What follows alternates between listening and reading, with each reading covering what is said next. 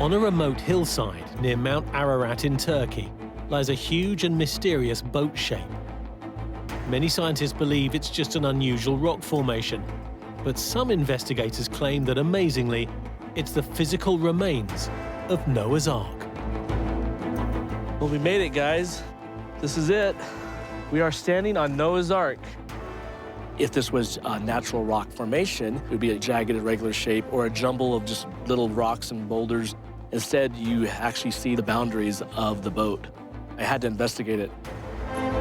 According to the Bible, it was here in the mountains of Ararat that the Ark landed, with Noah's family and breeding pairs of all the world's animals on board. After surviving a great flood sent by God to destroy the entire world. Now we are in the middle of the Ark. It fits the biblical size. What is the truth? Are there other, more convincing geological explanations? Or are these really the remains of Noah's Ark?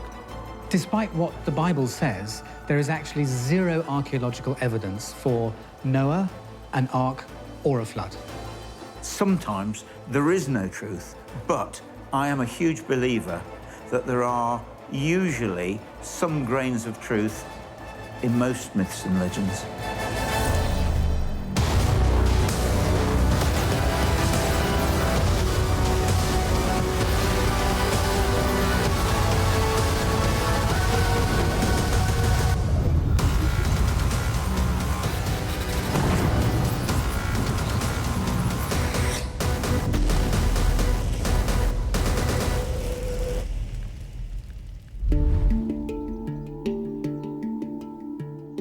On a hillside near Mount Ararat in Turkey, this mysterious boat shape is believed by some to be the actual historical remains of Noah's Ark. The world is fascinated by stories, myths and legends, from the Holy Grail to Noah's Ark, and we're forever trying to find proof that these things exist. I think the hunger for the search is the fact that people are searching for God. And so if someone finds the Ark, then it could be proof that God exists. Over the years, many religious explorers have searched the Middle East, hoping to prove that the story of Noah's voyage on the Ark during God's great flood is the literal truth. It's been a big thing among adventurers for centuries. In fact, Marco Polo, way back, said the Ark is on Mount Ararat, but he said, unfortunately, the mountain is too snowy to climb. During the 1970s and 80s, astronaut James Irwin, who had become a born-again Christian after returning from the moon, made many expeditions up Mount Ararat in search of the Ark, but failed to find any evidence of it. Today, the unusual boat shape discovered over 30 kilometers south of Mount Ararat may be the best hope of proving that Noah's Ark actually existed, and that, amazingly, its remains have survived to the present day.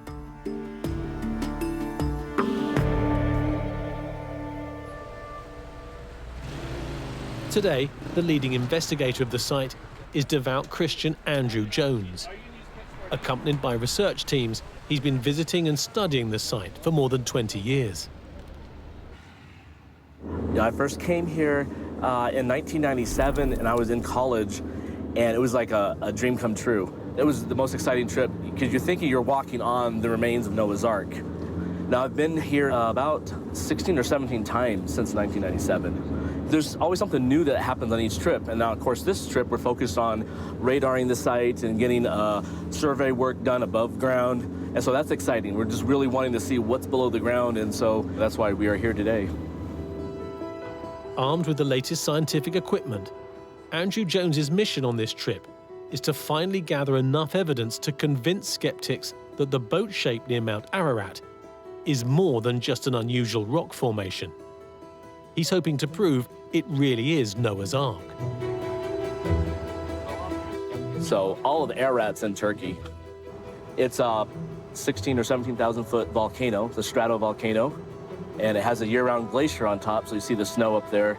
And we're working across the valley from Mount Ararat at the Derivation site. Back in the 1980s, the Jarupanaar site was declared a national protected area by the Turkish government. And as a result, today, Andrew Jones and his team are able to drive right up to the once difficult-to-access site.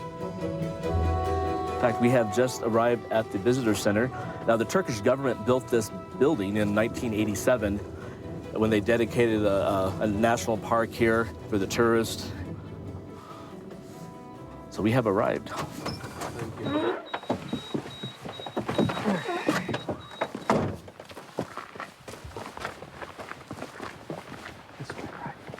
Good morning, Zafir. Beautiful day, huh? Yes, it is. Welcome. Good morning. Good morning. Once their equipment is unloaded, Andrew's investigation team heads straight out to the site to begin work. He's hoping that their latest state-of-the-art scientific equipment, including ground-penetrating radar, will enable them to convince even the most die-hard skeptics that Noah's Ark really has been discovered. Christian archaeology is a weapon of faith in the arsenal of proving to this modern scientific world that the stories in the Bible are real, and the Ark has become a totemic part of that. Well, we made it, guys. This is it. We are standing on Noah's Ark. Can you believe it? We got a busy day ahead of us. If it is a boat, if it is an ark, we're hoping to see basically striations that would correlate to what would be the beams and the ribs of a boat. That would be one major indicator. To skeptics, however, the site has clearly been shaped by natural geological processes. When we look at a site like Durapina, and you look at the geology and the geologic history of the area, we know that there was glacial movement there, making it very possible a large rock fell off the side of a mountain, and it got surrounded by rocks that are different hardnesses. In this case, it just happens to be sort of the outline of what we think of as a boat shape. To me, if it is Noah's Ark, then that's a big plus for proving that, that the Bible is true. If we start digging and find just natural layers of rock and dirt down there, it would be very disappointing. I've looked at this and studied it and investigated it for half my life. Can Andrew and his research team find sufficient scientific evidence to convince skeptics that the site is the last resting place of Noah's Ark and isn't just an unusual rock formation? Detailed analysis and precise measurement of the boat shape will provide important clues.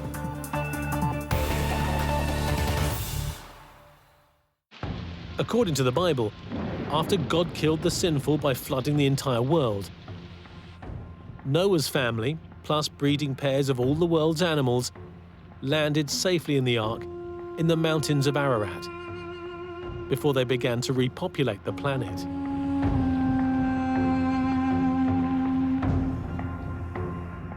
And so if Andrew is correct in his beliefs that the boat shape is indeed the remains of Noah's Ark, then he's walking on the spot where a new world was created. Noah was the ultimate climate change hero. According to the Bible, he was chosen of God to survive a great cataclysm which would be visited upon the whole earth by God in one of his tantrums. Because the whole earth, apart from Noah and his family, were sinful and needed to be taught a lesson.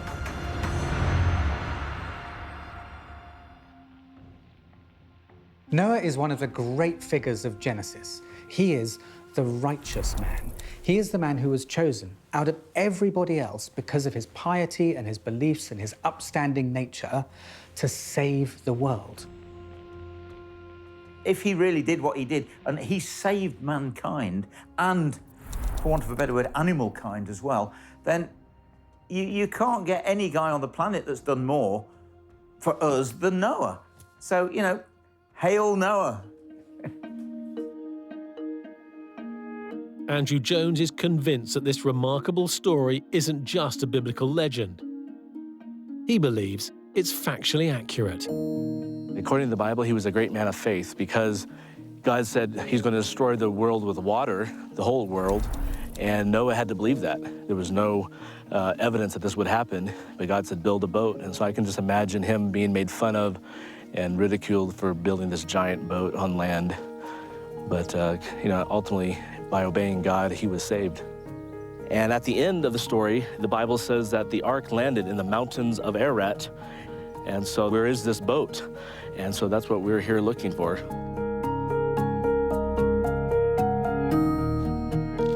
Most scientists believe this unusual boat shape is simply a rock formation shaped by an ancient landslide. But Andrew is hoping his research team can gather enough scientific evidence to convince skeptics that it really is Noah's Ark. How you doing, Seth? Just finished 120 scans. You finished 120 scans? Yes, millions Wow. of data. And those points basically creates a 3D model of the object you're shooting. Exactly. We put them all together, stitch them all together, and it also takes pictures while it's doing it, so it colorizes it so it looks realistic. That's amazing. I can't wait to see the results of this. After fully surveying the site with the high-resolution mapping scanner, the team is soon able to build a preliminary 3D picture of the parts of the boat-shaped formation that are visible above ground. So the results we've gotten, we're extremely pleased with. Right now, this is bird's eye view, and you can see this is kind of the bow of what we believe to be a ship structure. And this is the backside of it. And then this is the limestone structure that they believe this boat got impaled on as it came down the mudslide. And then you can kind of see the surrounding topography. You almost can kind of visually see the mudslide coming down the hill here. With these ravines and cracks, you can kind of see a little bit of the motion and how some of that is kind of parting and going around the structure. We can't make the determination whether it's Noah's Ark or not. What we can do is provide archaeologists the details they need to plan and then be able to do that invasive excavation, try to see what's actually under there. As excavation of the site is not yet officially approved, over the coming days the team plan to build up a picture of the site below ground using ground-penetrating radar. But their 3D mapping of the site above ground has already helped highlight one very significant fact. Intriguingly, the boat shape very closely matches the dimensions of Noah's Ark, as described in the Bible. Here we are walking down the starboard side of the ark. And over here is the middle of the structure, and you can see how massive the ark would have been. And it fits the biblical size. According to the Bible, Noah's Ark was 30 cubits high, 50 cubits wide, and 300 cubits long. In modern terms, roughly 15 meters high, 26 meters wide, and 155 meters long, which is vast. In modern times, the largest wooden ship ever built was the early 20th century American schooner, the Wyoming. A Noah's Ark, supposedly built thousands of years earlier, would have been even bigger. I think the idea that you could have fitted two of every animal, from the tiniest insects through to giraffes and elephants, onto a single ship, and given the technology of that time, we're really stretching the imagination to breaking point here. Many scholars have looked into the feasibility of whether Noah or someone like him could have built an ark of this size and scope to do what it was supposed to have done. And the answer always comes back to a resounding no. It's not possible. In modern times, however, a complete full-size replica of Noah's Ark has been constructed. The Ark Encounter is a Christian theme park, opened in Kentucky in 2016. To build something like Noah's Ark would have had to happen on basically a military scale. You need organization, structure, hierarchy, logistics, planning. So Noah would have had to have been in charge of all of that. The modern replica in Kentucky required over 3,300,000 board foot of timber. Over 1,000 craftsmen were employed, and it is the largest timber frame structure in the United States. These people built the ark using modern tools, electricity, gasoline, vehicles. For Noah to do all that with Bronze Age tools would basically mean he was like kind of a Superman. And then, on top of that, he has to become a sea captain of the largest vessel ever built and a zookeeper. Think of all that coming together, and it just boggles the mind. Andrew Jones, however, believes Noah and his family could have built the Ark, and remains convinced that the boat-shaped formation his team is investigating is the physical remains of Noah's Ark. If this was a natural rock formation, you would not get this shape of a hull. It would be a jagged, irregular shape, or a jumble of just little rocks and boulders in a mud flow. Instead, you actually see this man-made object, the boundaries of the boat. Hoping to discover features of Noah's Ark that may be buried underground, Andrew and his team continue surveying the site using ground-penetrating radar. Can they prove that this is the last resting place of Noah's Ark? Or will geological evidence point to more plausible natural explanations for the site's unusual characteristics?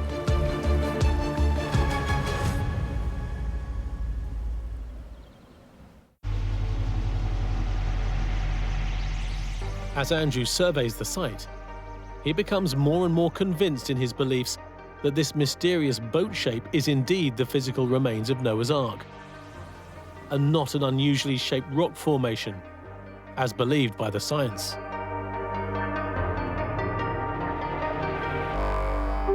So we're standing on the pointed uphill end of the Ark. What's really interesting about this boat formation is that the pointed end is uphill. Now you might be wondering, why does that matter? Well, some critics believe that this site was formed naturally, and in that case, they say that there was a rock and a mud flow, and this mud went around this rock and formed the boat shape. Now, the problem with that theory is that this is the complete opposite. If that did happen, the rounded end would be uphill. In this case, the pointed end is uphill. And so we believe that this formation is actually because of the boat, because of Noah's Ark, and not because of any natural processes. One prominent geologist who's taken an interest in the Derivation site, and who strongly challenges Andrew Jones's interpretation of it, is David Montgomery, Professor of Earth Sciences at the University of Washington. I'm the kind of geologist that's known as a geomorphologist. That's somebody who studies the evolution of topography, how Earth's surface features are formed.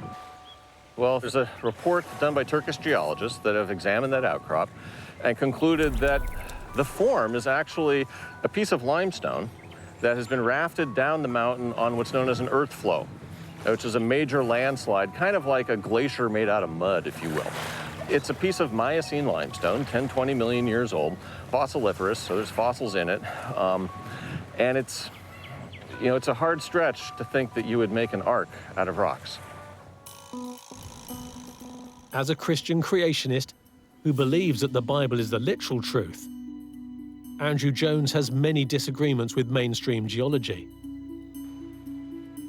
According to geologists, the Earth is nearly 5 billion years old. But according to creationists, the Earth was created by God in just 7 days, around 4000 BC. So if you're going to take the Bible as just what it says, then the Earth itself would be around 6,000 years old. The boat would have been a lot, 1,500 years after that. So you're looking at a 4,500, 5,000-year-old object. And so that would be like the conservative creationism point of view on how old this is. Now, we haven't tested it. We haven't done excavations.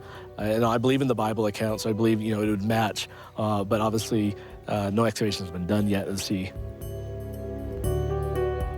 Andrew's beliefs about Noah's Ark and the creation rely on the assumption that the world's sedimentary rocks, among which the Ark now supposedly rests, were laid down just a few thousand years ago during the Great Flood.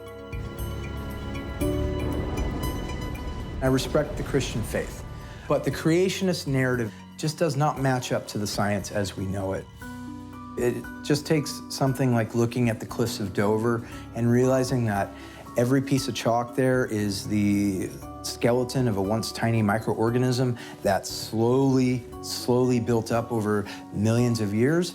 And when you look at something that's 500 foot tall and you realize that deposited at maybe 1 millimeter a year, you start to realize the scale of what we're talking about and how immense the scale of geologic history is. However, Andrew hopes that his new scientific investigations at the Juripanar site will prove that the creationist belief in the reality of the Great Flood and Noah's Ark is accurate. Since Andrew's team hasn't received official approval to excavate the site, ground-penetrating radar is the next best option to try to find convincing evidence below ground to help prove that the site isn't a natural rock formation, but really is Noah's Ark. Is it about, is it not about, is it a natural structure, is it not a natural structure? We're all hoping it's not a natural structure, but we gotta get the data back and get it processed. The preliminary results of the ground-penetrating radar survey will be ready in the next few days. If the survey does indicate boat-shaped features below ground, that will be a major step forward for Andrew Jones and his team. But until any subsequent excavation is able to prove what's underground, skeptics will still point to other perceived flaws in the belief that the story of Noah's Ark could possibly be true. The most famous part of the story, of course, is that the Ark carried breeding pairs of all the world's animals. The logistics of running the zoo on Noah's Ark is impossible. I can't even imagine trying to do it. A lot of these animals are carnivores too. They need to eat meat. Others are herbivores, such as cattle, that go through hundreds and hundreds of pounds of food a day. Just the job of removing feces alone would take everybody, all hands on deck, almost all day. Do you really believe that all those animals went peacefully into that ark without the lions having a go at the monkeys or the tigers killing the zebras? Oh, come on. Andrew Jones does believe it, but he recognizes that Noah's voyage in the Ark with all the animals would have been a major ordeal. You can only imagine being Noah with these animals for the whole duration of the flood. And I kind of picture Noah wanting that door open right away. You know, the Bible says it was one door. And so as soon as he opened that door, I bet you everybody, including the animals, just ran off the ark. There's a freedom. So I can picture that happening right here.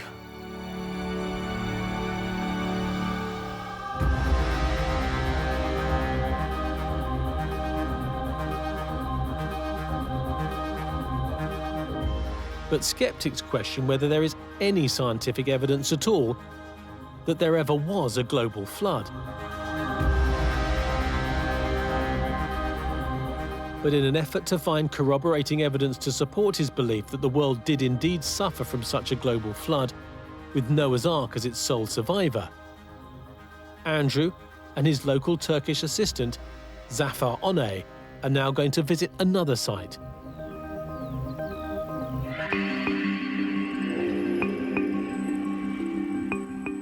Just a short trip away are a group of mysterious ancient stones in a nearby village.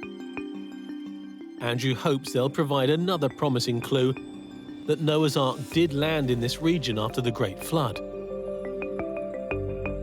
Andrew believes that these stones once had a very practical purpose on board the Ark itself. Yeah, the big anchor stone is still there. That's amazing after all these years.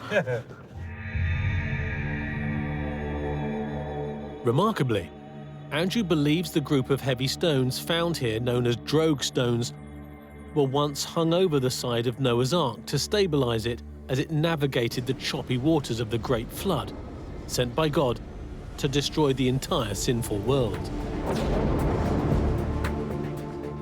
I think so far they've found like 20-something, 26 or so of these. You'll notice that these drogue stones have holes in them, and so all the drogue stones would have been tied to the Ark. And this is one of the largest stones. In fact, a third of it is below the ground still. A drogstone is a large standing stone, a megalith with a hole in the top center. They appear to have been used as storm stones, anchors for ships who are going through turbulent waters. Now, we find these around the Mediterranean. We have found them in the Nile River. The question is, what are they doing in the range of Mount Ararat in this part of southeastern Turkey, which is arid? There's no rivers, there's no bodies of water, giving credence to the fact that they could have been used on Noah's Ark, traveling across what is now southeastern Turkey. But as almost all these stones have lots of Christian crosses carved on them, skeptics point to a more mundane explanation. They are simply Christian tombstones. Yet believers in Noah's Ark have another explanation. Some scientists, they say, okay, well, if it's anchor stone, what the crosses are doing on it. And what I believe personally, and what I heard from the peoples who believe these are anchor stones, drug stones, which is, they say this is carved later on by Christians, that they still, at the time, they believe this is something from Noah's Ark.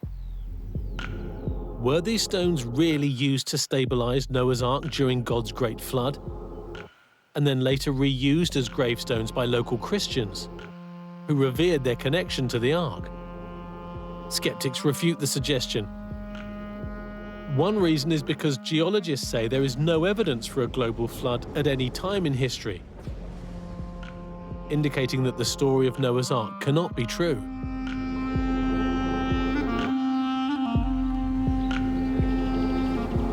You really have to throw away the last couple centuries of geology and all the science and physics and chemistry and biology and paleontology that goes along with that to embrace the idea that the world was shaped by Noah's flood.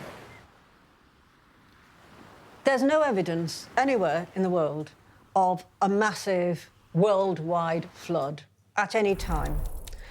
There's no other, apart from myths, there's no other written record, and you certainly can't call the Bible a historical record. Geologic history has a much longer and more complicated story told in the sediments of the rocks themselves than could be recorded in a single global flood. So if there never was a global flood, are there geologically plausible explanations for the story of Noah's flood? A very reasonable explanation behind flood stories can be the idea of a regional flood that essentially took out the land that people considered to be the world, their home.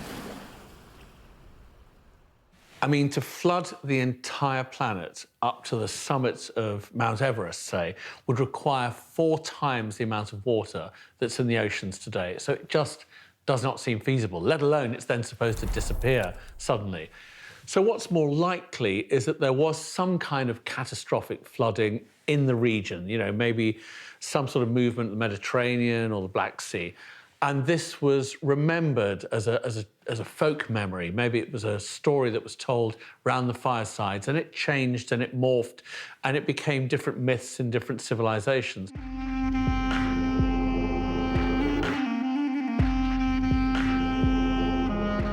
Geological evidence shows that one area of the world which suffered occasional, massive and catastrophic regional floods in antiquity was the valley of the Tigris and Euphrates in Mesopotamia, modern Iraq, where civilization began over 5,000 years ago.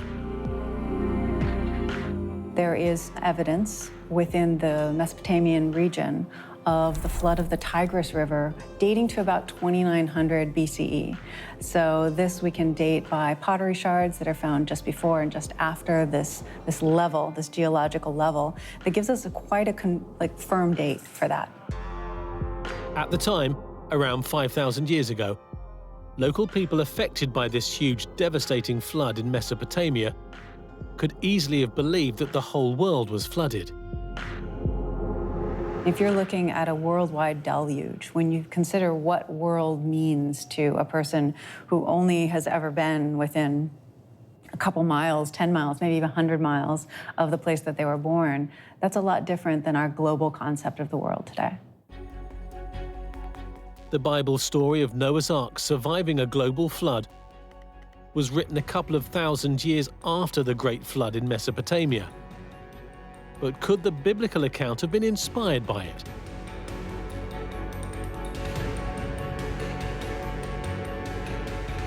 Andrew Jones continues his work to prove that he has found Noah's Ark. His research team has almost finished their ground-penetrating radar survey, which they hope will identify more boat-like features of the Ark buried underground. While waiting for the results, Andrew is heading to visit a nearby site where the graves of Noah and his wife are said to have been discovered a few decades ago, in the hope of finding further evidence to support his theory. Whatever Noah was, and I'm talking about what the Bible actually says, he wasn't a human being in any sense that we understand. For a start, he was 650 years old, but also he, according to some accounts, was a mere 12 feet tall, possibly even taller than that. Andrew Jones hopes any evidence remaining at Noah's gravesite will support the idea that he was a giant. If this part of the story of Noah in the Bible is true, then it implies that the rest of the story may also be true, and that Noah's Ark did land near here. And so the two big headstones were right here. One was fallen over, and then one was standing up. Everything disappeared. The headstones are gone. It's all broken up. Since its discovery a few decades ago, the site has been ransacked by treasure hunters. As well as the headstones, they're said to have taken away a huge sarcophagus. Yeah, this 18-foot-long trench was created because in '83, some locals, with the help of, they say, a foreigner, dug up this grave. And it was a 15-foot-long box they pulled out of it, a stone sarcophagus. And so that suggests that whoever was buried in there was a giant, just like we were thinking that says in the Bible. Skeptics are highly doubtful about this, however. I think it's important not to equate the size of the tomb with the physical size of a man, because after all, we have tombs of popes that lived in the Renaissance, for example, and they're massive of scale, but the Pope was just a regular-sized man, maybe even shorter than we're used to, so. To skeptics, Noah and his wife are just legendary figures, not real people who lived around 5,000 years ago. Today, the most credible evidence challenging the factual legitimacy of the Noah's Ark story comes from the remarkable discovery of some ancient clay tablets bearing the world's oldest writing. Dr. Selina Wisnam, an Assyriologist at Queen's College, University of Oxford, is one of only a handful of experts able to read the mysterious writing on the tablets, which come from Mesopotamia, modern Iraq, where civilization began over 5,000 years ago. It's the earliest writing system we have anywhere in the world, so it gives us our oldest sources of information for all kinds of facets of human life, from the very invention of cities and agriculture, right through to the Babylonian sciences, medicine, mathematics, astronomy, etc. Over the years, decipherment of a number of Mesopotamian tablets has provided dramatic evidence about the likely origins of the biblical story of the Great Flood and Noah's Ark. This tablet is a replica of an incredibly important tablet because it was the first one to be discovered that had any trace of a Babylonian flood myth on it. It was discovered in the 19th century by a self-taught scholar, George Smith. He was reading through these, working through it, and then he came across the reference to the universal flood. And this was incredibly exciting at the time. Dating to around 1800 BC, and now known to be part of the world's first great work of literature, the Epic of Gilgamesh, this tablet was the first of many Mesopotamian variations of the flood story that have since been found. In all of the flood myths, the plot is essentially the same. There is a hero. He's usually a good man, a moral man, a man that follows the decrees of God or gods. And he tries to save a bit of the world, save a bit of humanity and a little bit of the animals that were populated on it by putting them into a big boat to escape a great deluge. The similarities between the original Mesopotamian flood story and the Epic of Gilgamesh, and the subsequent story of Noah's Ark, written in the Bible around 1,000 years later, are remarkable.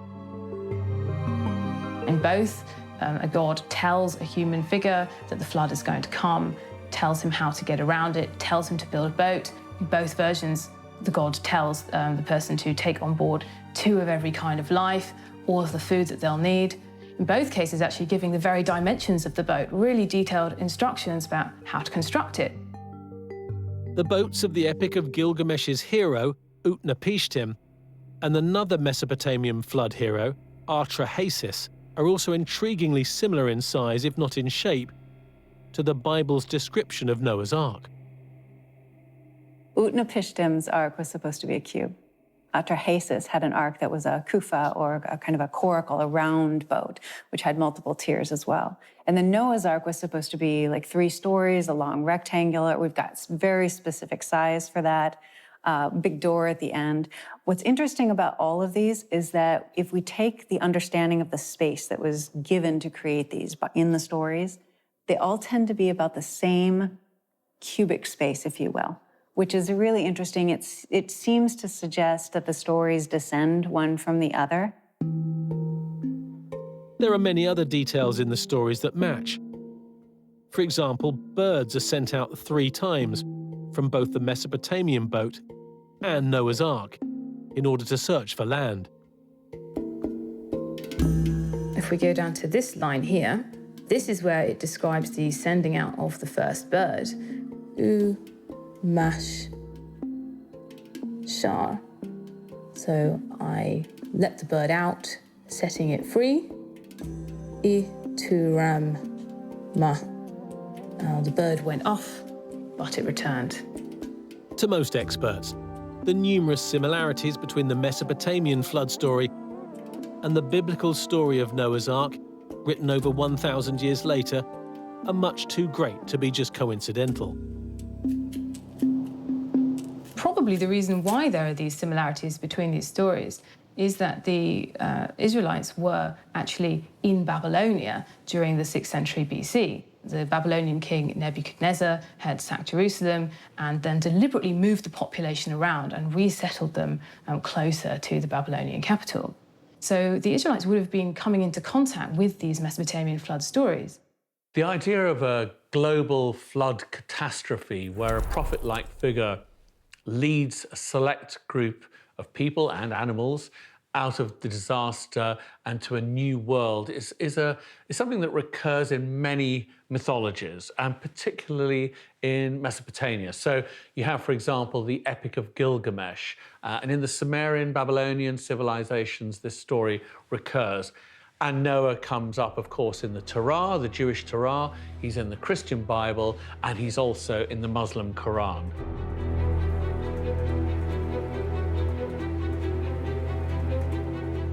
Andrew Jones, however, doesn't accept that the Bible story of Noah's Ark derives from Mesopotamian myth. His research team has now finished their ground-penetrating radar survey. And as a result of what they've found underground, Andrew is more convinced than ever that these are the remains of Noah's Ark.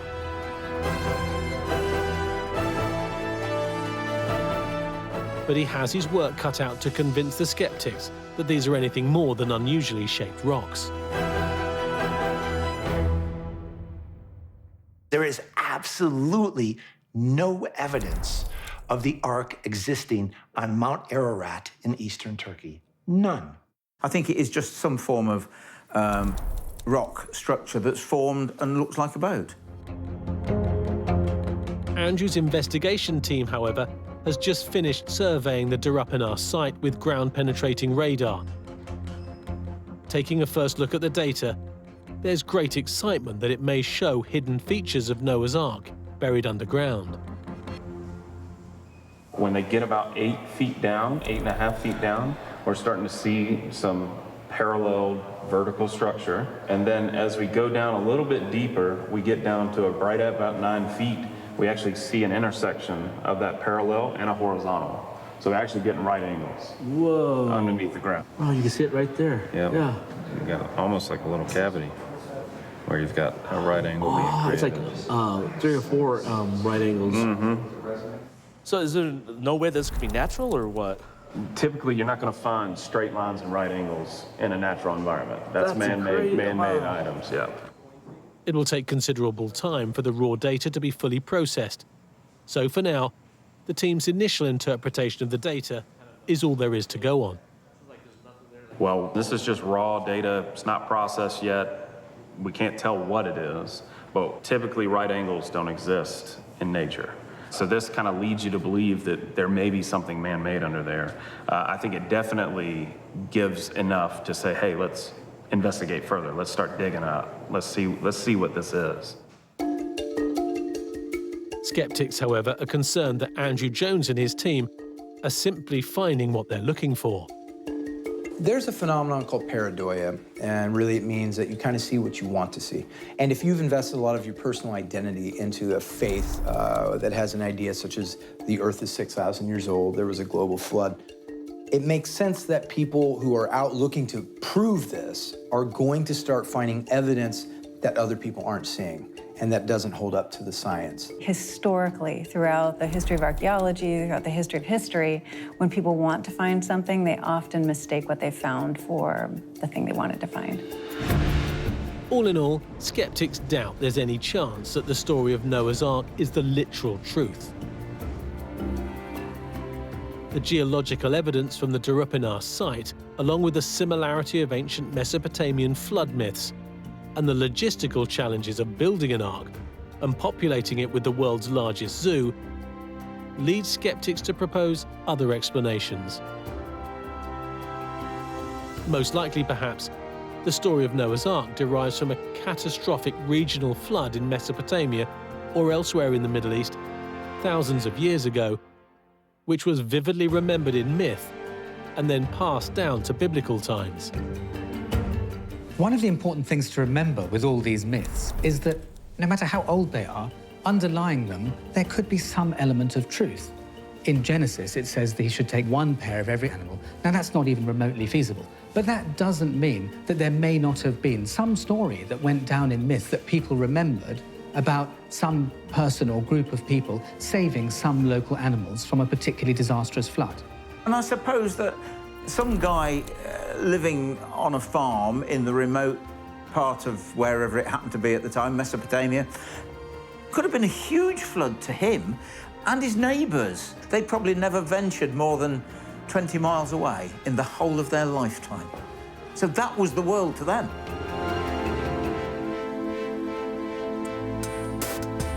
Andrew Jones, however, continues to search for proof that the biblical story of Noah's Ark is the literal truth. He remains hopeful that if he can get permission to excavate the Derivation site in the years to come, he'll be able to find sufficient proof to convince even the most staunch skeptics that this unusual boat shape really is Noah's Ark. Ultimately, we hope to find a ship buried below the ground. This would include rooms, floors that would match the biblical account. The Bible talks about having 3 decks and rooms for the animals. And so that's what we hope to find below the ground there. Whatever the truth may ultimately be, Andrew Jones' quest to find definitive proof for the existence of Noah's Ark, the smoking gun that could prove the Bible is literally true, will undoubtedly long continue.